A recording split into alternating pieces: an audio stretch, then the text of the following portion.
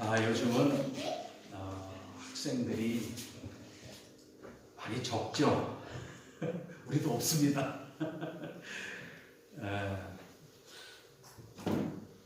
근데 교회들마다 아이들이 다 줄어가니까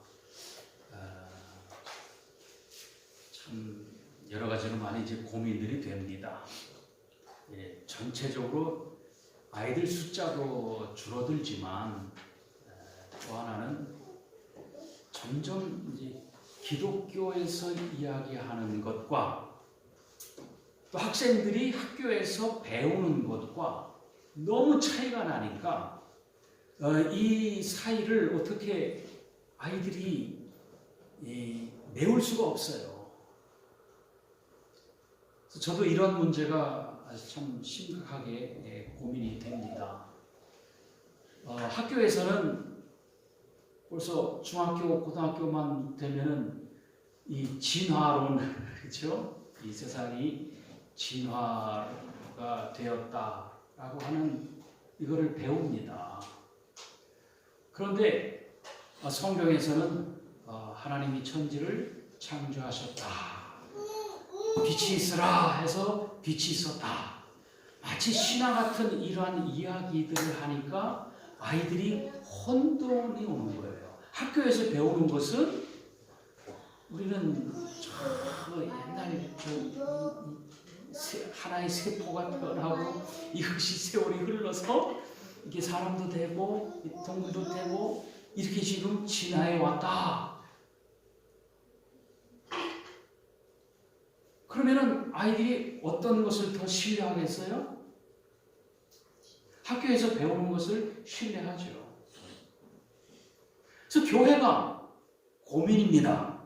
그러다 보니까 한쪽에서는 아니야, 그건 틀렸어, 창조론이 맞아 이러면서 이걸 또 막 교육하고 세미나하고, 그러나 이미 신앙 안에 있는 사람들은 아멘, 아멘 하지만 신앙 밖에 있는 사람들은 무슨 얘기예요, 이게?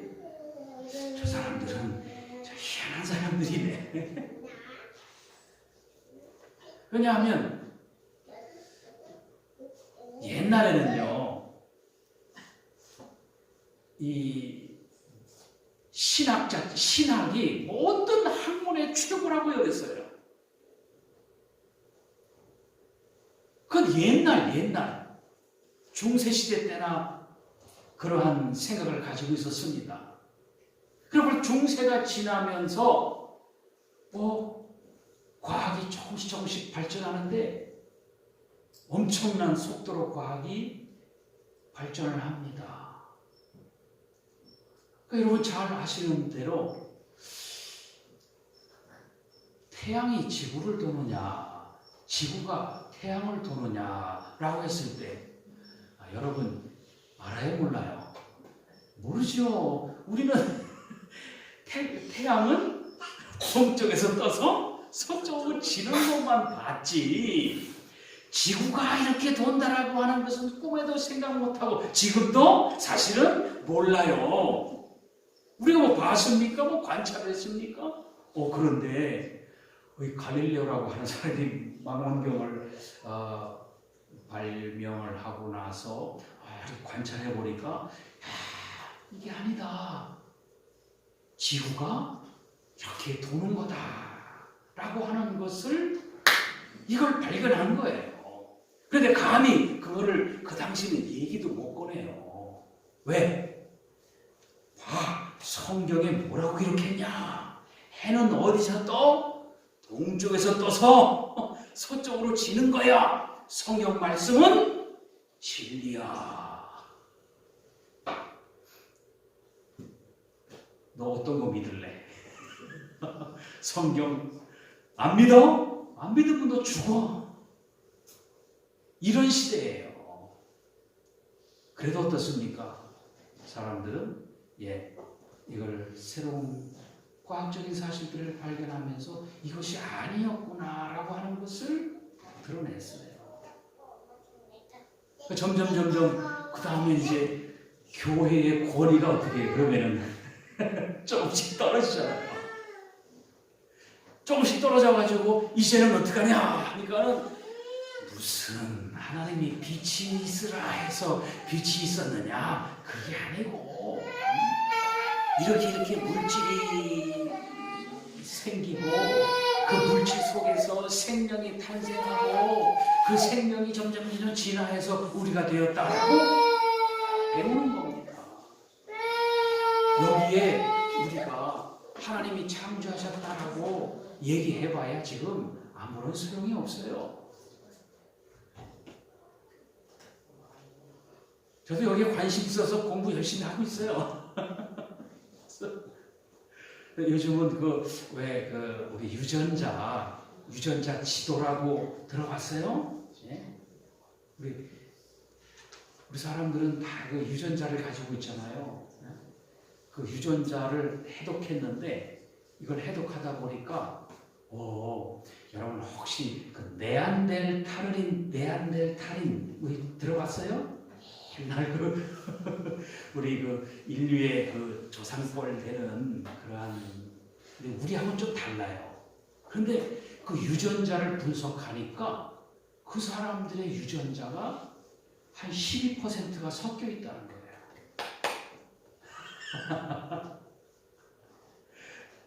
그래서 아주 지금은 세밀하게 이게 조사가 되고 점점 발견이 되는 거예요. 그러면은 우리 인간이 어디서 왔느냐? 성경에 하나님이 흙으로 빚어서 됐습니다. 아멘! 우리는 아멘 합니다. 우리는 아멘. 그러나 그 사람들은 무슨 신학과 까먹는 소리야. 그런데 성경에만 흙으로 사람을 빚었다고 하지 않고 어디도 있어요? 수메르 신화에도 있다니까. 성경 이전에 성경보다 더 먼저 쓰여진 수메르 신화에도 신들도 계급이 있어요. 저 위에 계급이 있고 그 아래 계급이 있는데 그 아래 계급들은 또 위에 계급을 섬겨야 돼요. 신들 중에서도. 그래서 아래 계급에 있는 신들이 지들이 힘드니까 야, 우리 사람 만들어서 대신시키자. 그래서 흙으로 사람을 만들었대요. 거기도 흙으로 사람을 만들었대. 우리가 이것을 몰랐을 때에는, 왜냐하면 우리가 신학교 다닐 때도 그 수메르 신학 몰랐어요. 이제 제가 군대 갔다 오고 나서 그리고 다시 복학하고 나니까 교수님 중에서도, 구약학 교수님 중에서도 그쪽을 연구하는 사람이 얘기를 하는데, 이거 뭐 꿈 같은 얘기야 이게. 근데 그 교수님도 조심스럽게 얘기하는 거예요. 왜? 분위기가 그런 얘기했다가는 큰일 나는 거예요. 교회들이 난리야. 교회들이 신학교에서 교수가 그런 걸 가르치면 되냐고 말이죠. 막 난리난 그러한 시대에 교수들도 마음 졸이면서 그런 것을 가르치던 그런 시대입니다. 그런데 이 30-40년 사이에 엄청난 지식의 폭발이 생기고요. 이제는 이거를 감출 수도 없고 쉬쉬할 수도 없고 얼마든지 돌아다니고 있어요. 이 정보들이 그냥 떠돌아다니고 있습니다. 그래서 누구든지 관심만 있으면은 다 들어가서 공부할 수 있어요. 지금은 그 학교 안 가도 혼자 공부할 수 있어요.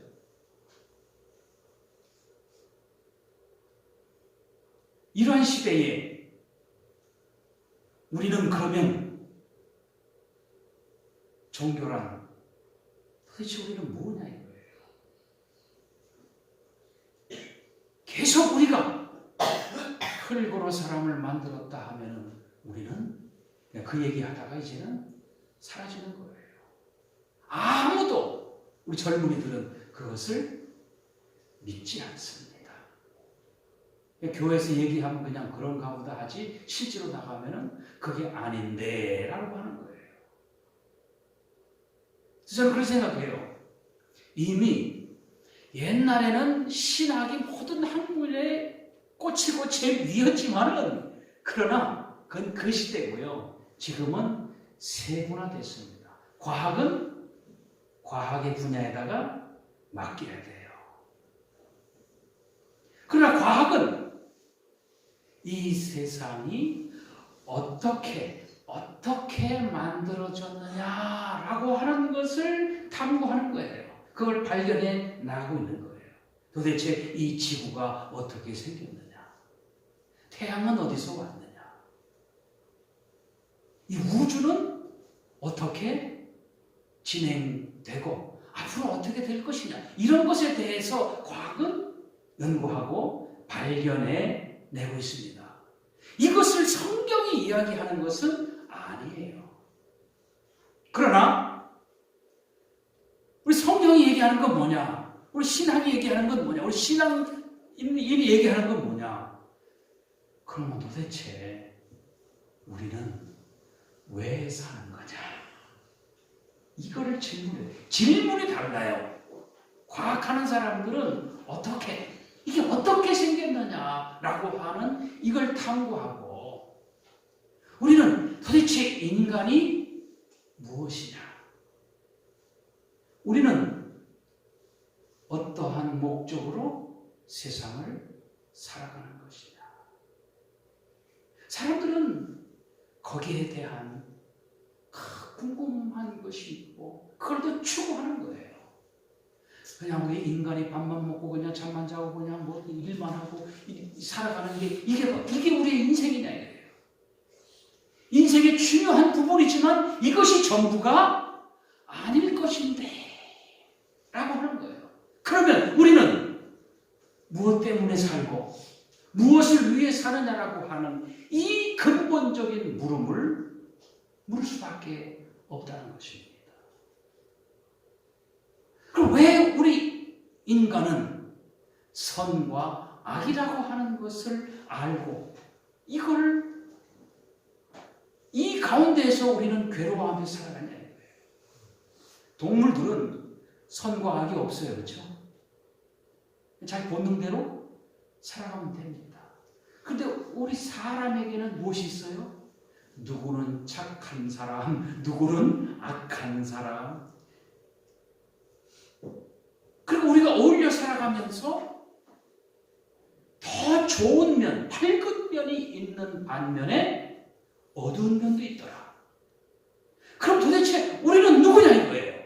내 속에 때로는 천사 같은 마음도 가끔은 있죠. 가끔은. 그런데 또 한편으로는 악마 같은 그러한 요소도 우리 속에 들어있더라는 겁니다. 그럼 도대체 나는 누구냐?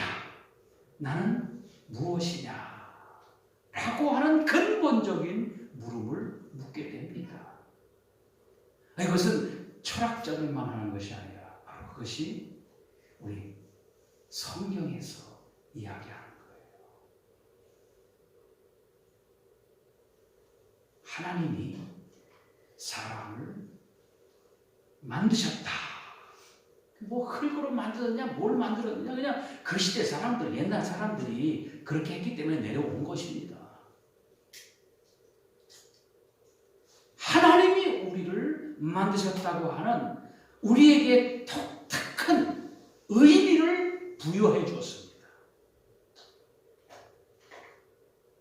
모든 식물을 만들고 동물을 만들고 그 마지막에 하나님께서 우리를 만드셨다라고 하는 아주 이 독특함. 따라서 우리 인간은 이 세상 속에서 사실 매우 특별한 존재라고 하는 이겁니다.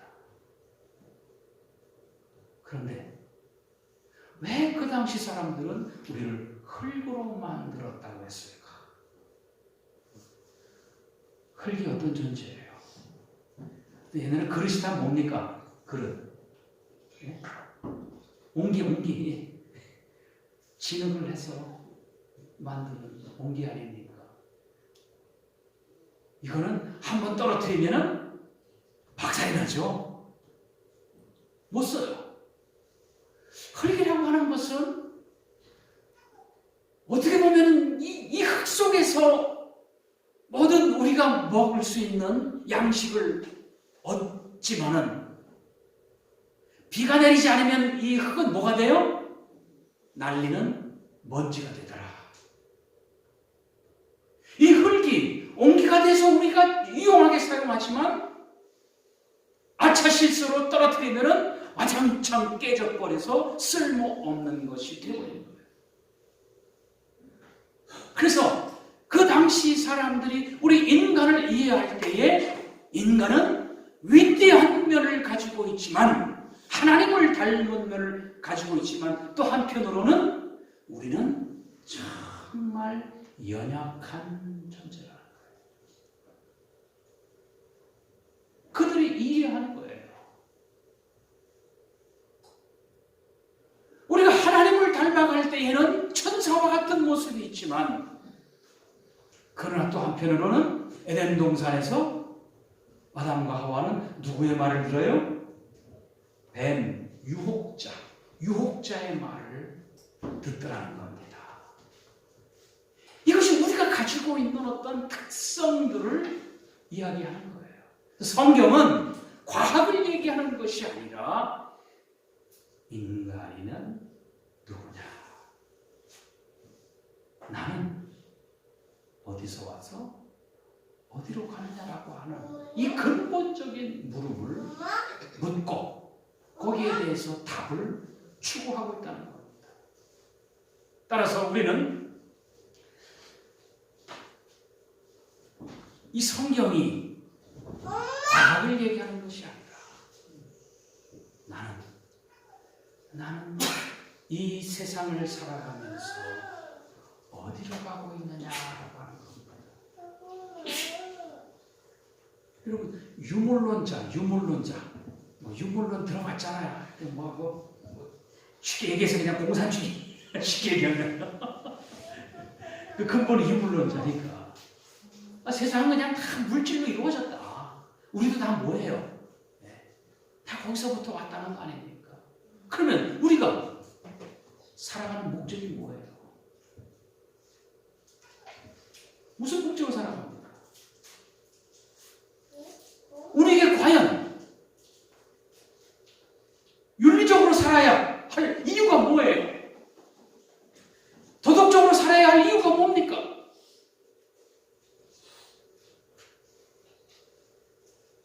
거기에 대해서는 유물론이 답을 내릴 수가 없어요. 또한 사람들은 다 달라요. 능력이 달라요. 또 한 사회는 인류적으로 다 공평하게 똑같이 살아가는 것이 아니라 부자도 있고 가난한 자도 있고 지식인도 있고 배우지 못한 사람도 있고 그냥 함께 어울려 살아가는 거예요. 그러면 배우지 못하고 가시지 못하고 능력이 없는 사람들은 어떻게 해요? 예?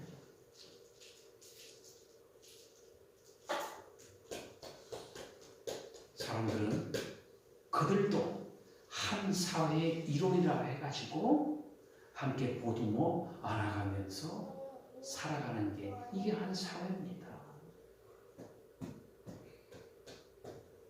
그래서 공산주의가 왜 문제냐 하니까는 공산주의는요 어떤 사람들만 있어야 돼요? 예? 똑똑한 사람, 건강한 사람들의 사회야. 저도 대학원 다닐 때 공산주의에 대해서 한 학기를 배웠어요. 신학교에서 그거 알아야 된다고. 특별히 거기에 또 연구한 목사님이 계셔가지고 그분한테 한 학기 동안 배웠습니다. 그래서 가장 큰 문제가 뭐냐면 공산주의에서는 능력 없는 사람, 장애인은 필요가 없어요.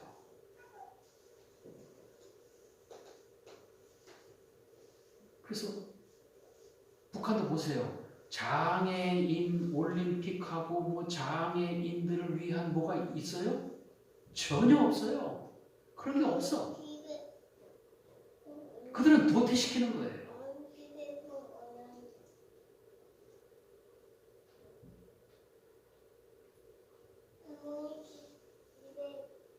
그러나 사람들이 살아가면서 잘 사는 사람만 있는 것이 아니라 힘들고 어려운 사람도 있기 때문에 함께 담당하면서 살아가고자 하는 것이 현대사회 아닙니까?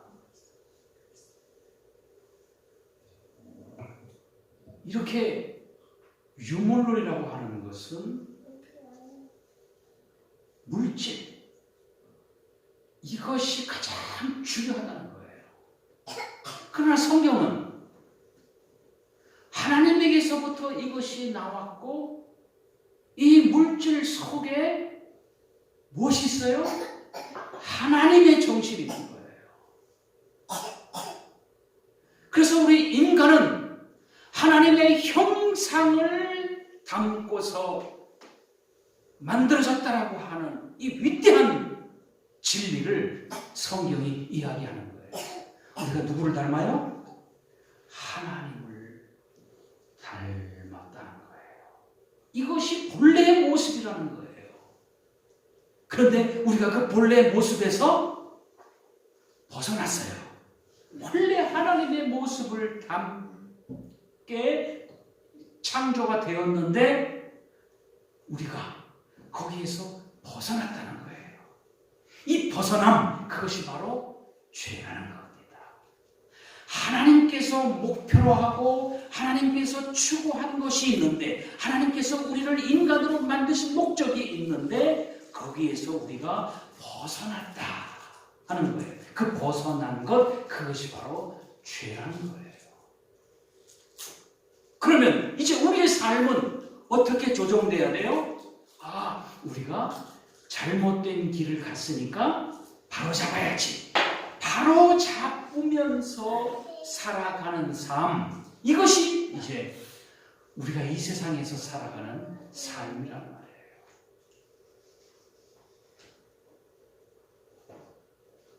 그런데 사람들이 점점 하나님에 대해서 하나님을 오해하는 거예요. 특별히 이스라엘 백성들을 택하셔서 이스라엘 백성들에게 하나님을 알려주었고 그 다음에 그들을 통해서 성경을 기록하게 했지 않습니까? 그래서 성경, 도대체 이 성경의 말씀이 무엇을 향하고 있느냐라고 했을 때에 유대인들은 이 성경을 자기들만의 성경으로 축소시켰어. 그래서 모세가 우리에게 준 계명, 그대로 살면은 우리는 복받은 사람이다. 이렇게만 생각했어요. 그래서 복받아야지. 어떻게? 성경대로 살아가야지. 그러면 우리는 모든 민족 위에 뛰어난 민족, 복받은 민족이 된다라고 해서 열심을 냈어요. 그런데 그 열심이 좋은 방향이 아니라 엉뚱한 방향으로 가기 시작했다는 거예요. 그게 엉뚱하다는 게 뭐냐면은 성경은 누구를 드러내는 거예요? 하나님을 드러내는 거예요. 그런데 사람들은 이 성경을 가지고 누굴 드러내요? 자기를 드러내요.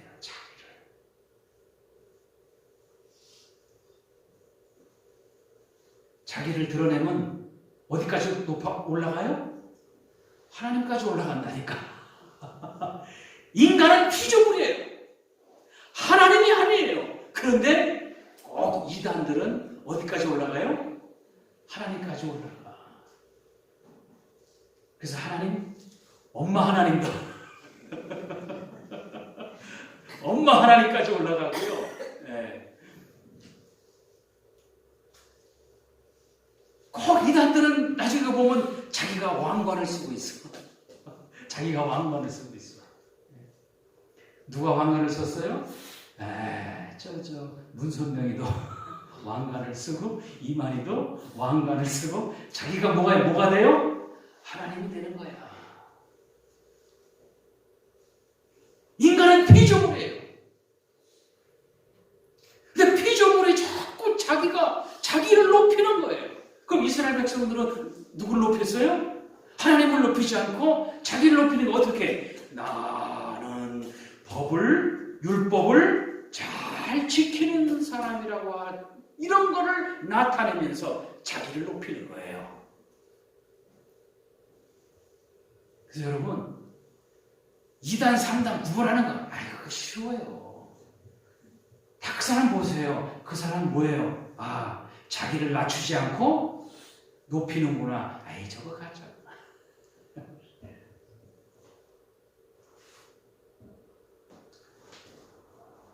그거 나중에 또 얘기할 기회가 있으면 제가 더 깊게 얘기하고요. 요한을 보면 침례 요한은 뭐라고 얘기합니까? 나는 메시아가 아닙니다.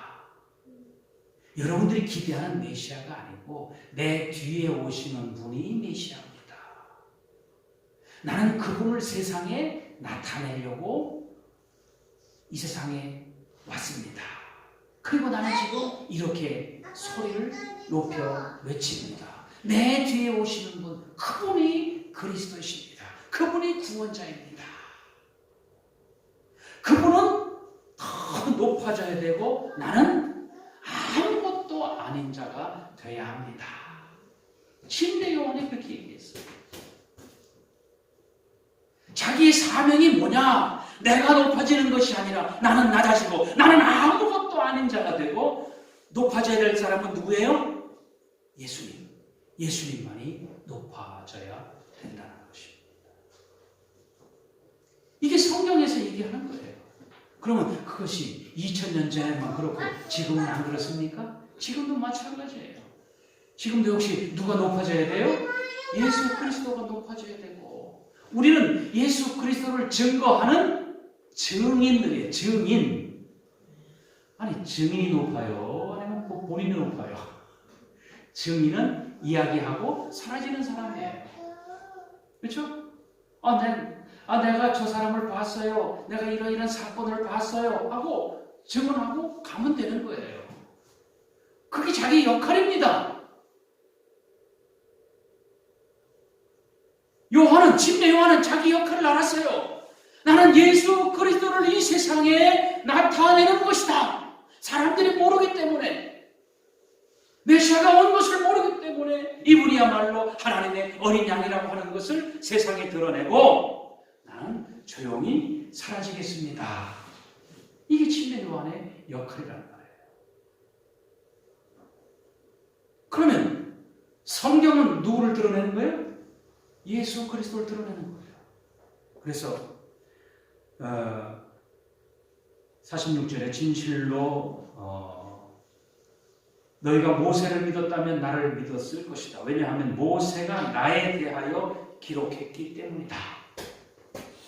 모세가 누구에 대해서 기록했어요? 예수님에 대하여 기록했다는 거예요. 근데 유대인들이 안 믿었어요.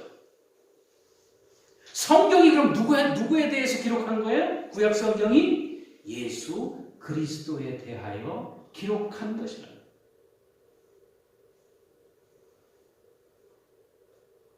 예수님은 아버지께로부터 보냄을 받아서 세상에 왔다고 증거하는 거예요.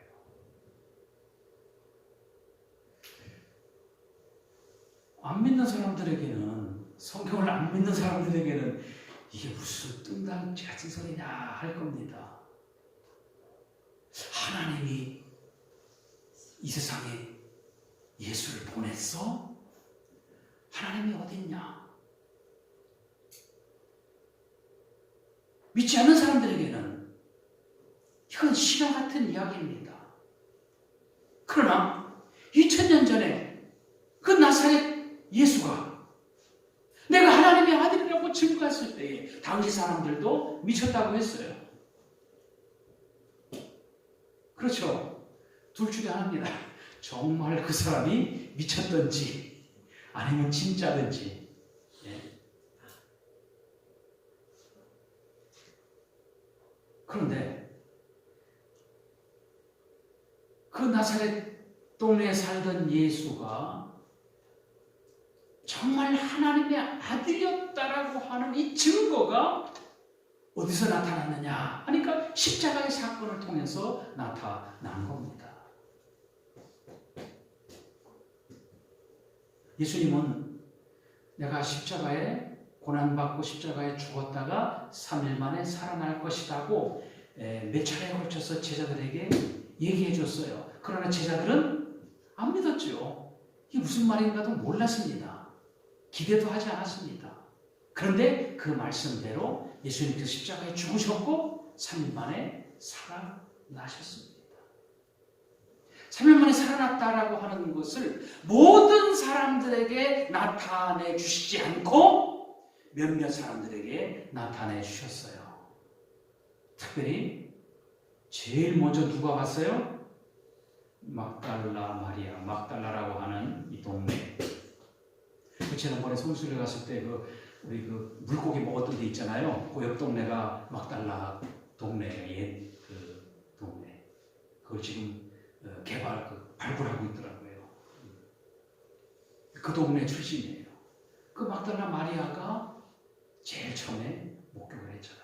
그다음에 제자들한테 나타내 주셨고 여러 사람들에게 나타내 주셨고 그 본 사람들이 한 500여 명이 되었다라고 성경에 이야기합니다. 그리고 마지막에 사도 바울이 예수 믿는 사람들을 잡아가려고 예루살렘에서 다메섹까지 갔어요. 예루살렘에서 다메섹이 여기가 아니라 여기 한 500-600km 됩니다.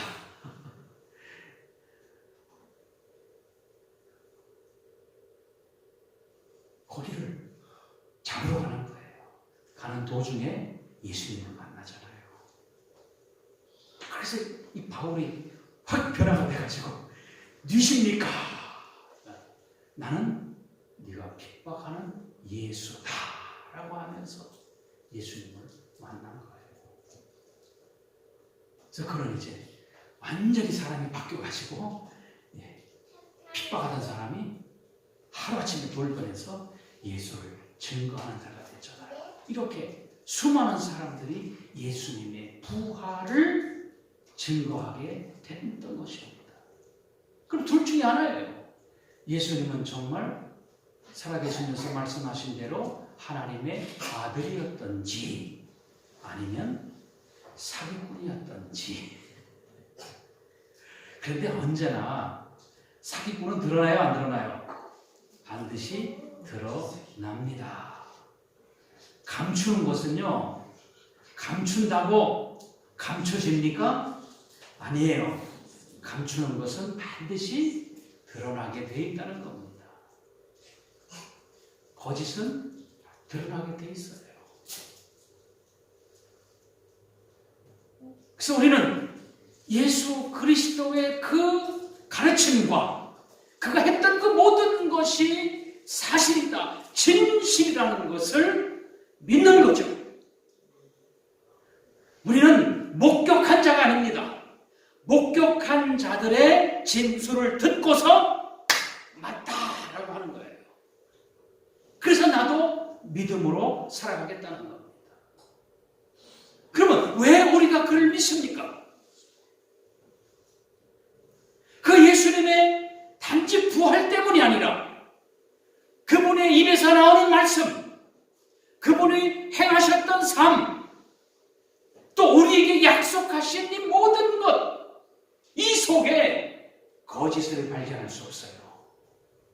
그분이야말로 참된 분이구나, 진리를 말씀하시는 분이구나 해서 그분의 입에서 나오는 모든 말씀을 아멘으로 우리가 받아들이는 것입니다. 그래서 예수는 내가 아버지께로 간다. 아버지 집은 아버지는 그 거할 곳이 많기 때문에 내가 거기서 너희들의 거처를 마련하면 다시 와서 너희를 나 있는 곳으로 인도하겠다. 아버지께로 간다라고 하는 이 진리를 얘기해 주는 거예요. 그럼 우리가 이 세상을 살아가는 목적이 뭐예요? 우리가 어디로 가요? 아버지 집으로 간다. 에이, 뭐 인생이 살다가 그냥 죽고야 그리고 없어지고 사라지는 것이 뭐 흙으로 돌아가는 거지. 그건 뭐 그 사람 믿음으로 살아가는 것이고요. 우리가 알지 못한 이 새로운 진리를 예수 그리스도께서 보여주셨는데 예수님도 세상에 오셔서 아버지께로 가는구나. 왜 이걸 보여주십니까? 하나님의 형상을 닮은 우리도 결국 어디로 가요? 아버지 집으로 간다는 거예요. 하나님께로 간다는 거예요.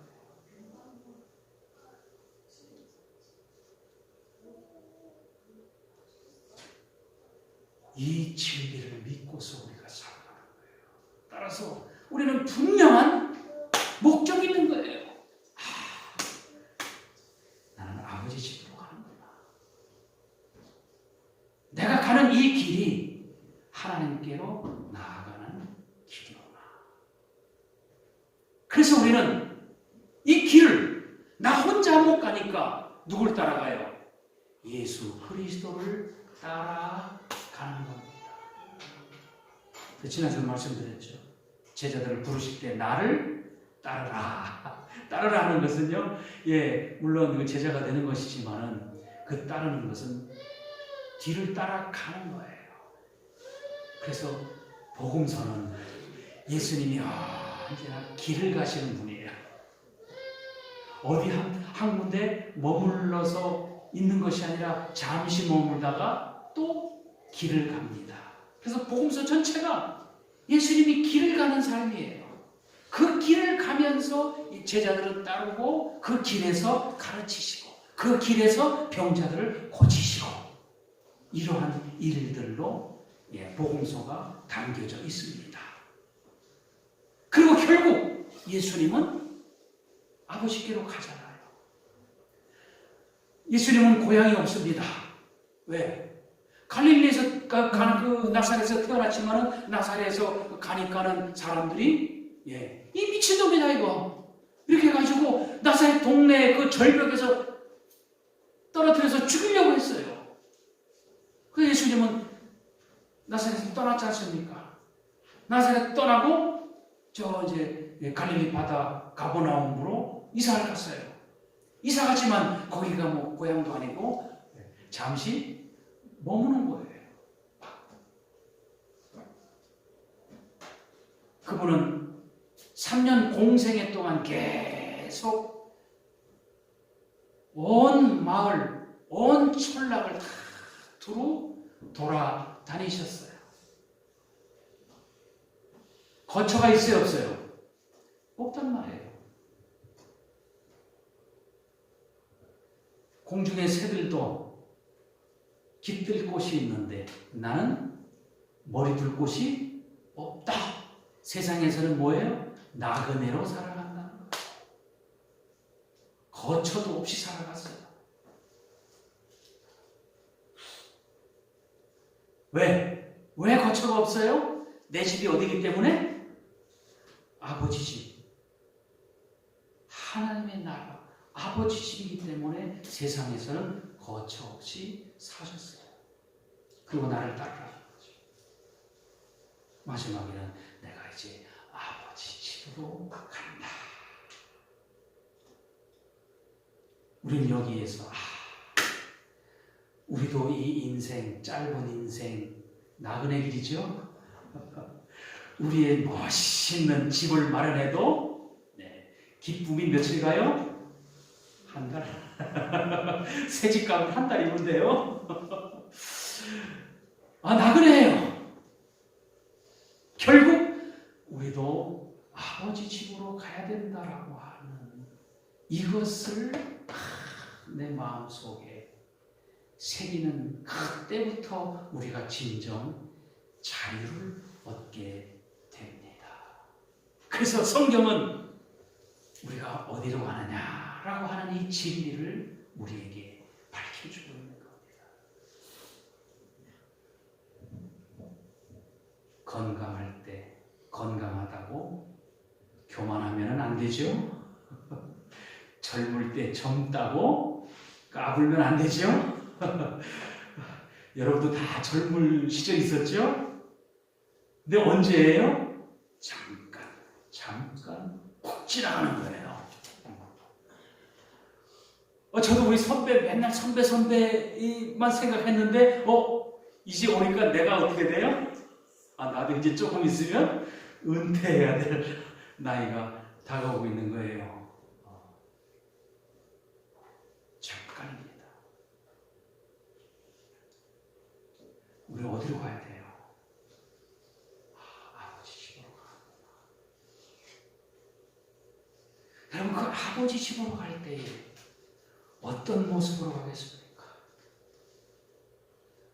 아버지를 속썩여서 아버지 재산 좀 나눠주세요 해가지고 먼 나라 가가지고 다 풍지박산나고 거지가 돼가지고 아버지 집에 일꾼이라도 좀 써달라고 가야 되겠다라고 해서 아버지 집으로 돌아가야 되겠습니까? 그런 모습으로 우리가 돌아가서는 안 되지 않습니까? 영광스러운 모습으로 가야 되겠다. 주님처럼. 이것은 과학이 우리에게 얘기해 주는 게 아니에요. 학교에서 얘기해 주는 것이 아닙니다. 교회에서 우리 예수 그리스도께서 우리에게 말씀해 주시는 것이고, 우리가 그것을 믿고 이 세상을 살아갈 때에 나는 누구로 살아가느냐, 어떠한 모습으로 살아가느냐 당당하게 이야기할 수 있고 내가 걸어갈 수가 있는 것입니다. 예수님께서 증언해 주셨어요. 나는 아버지께로부터 왔다. 그래서 아버지께로 간다. 우리도 아버지께로부터 와서 아버지께로 간다라고 확실하게 이야기할 수 있다 그러면 우리의 삶이 얼마나 복된 삶입니까? 이것이 바로 주님을 따르는 삶인 것이지요. 우리 아버지 집에 개선장군처럼 멋지게 들어갑시다.